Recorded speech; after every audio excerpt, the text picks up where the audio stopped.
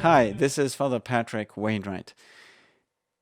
In the Gospel of St. John, chapter 13, verse 1, we read, "Having loved his own that were in the world, he loved them to the end."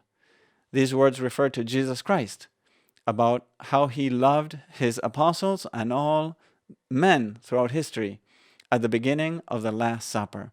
And that is an indication that what would happen later, that is the institution of the Most Blessed Sacrament, was a fruit of the love of the heart of Jesus Christ.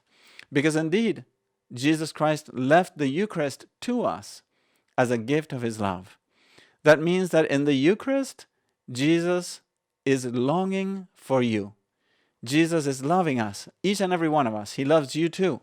And he wants to show his love for you by remaining in the Holy Eucharist day and night in the tabernacle, waiting for you to visit him and adore him. He is not expecting your visit as an obligation. He wants you to visit in order to give you his blessings, in order to give you his strength, in order to give you his grace and his love. So try to visit Jesus frequently in the Holy Eucharist. And when you are planning on visiting, don't imagine that time as a burden, although sometimes it may be difficult because there's difficulty of faith and hardness of heart and darkness or many other tests that we have in our lives. But try to not go to the Holy Eucharist as an obligation. Try to remind yourself, Jesus is waiting for me.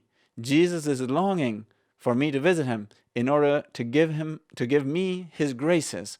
So remember, our Lord in the Holy Eucharist is loving you all the time, is waiting for you, and wants to give you all his blessings and his graces. As St. Peter Eymard said, "Look upon that time of adoration assigned to you as a time in paradise. Go to your adoration as one would go to heaven. Tell yourself, in so much time, our Lord will give me an audience of grace and love. He has invited me. He is waiting for me. He is longing for me."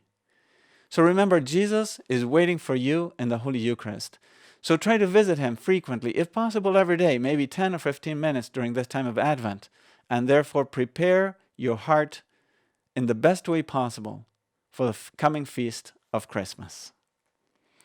May God bless your day.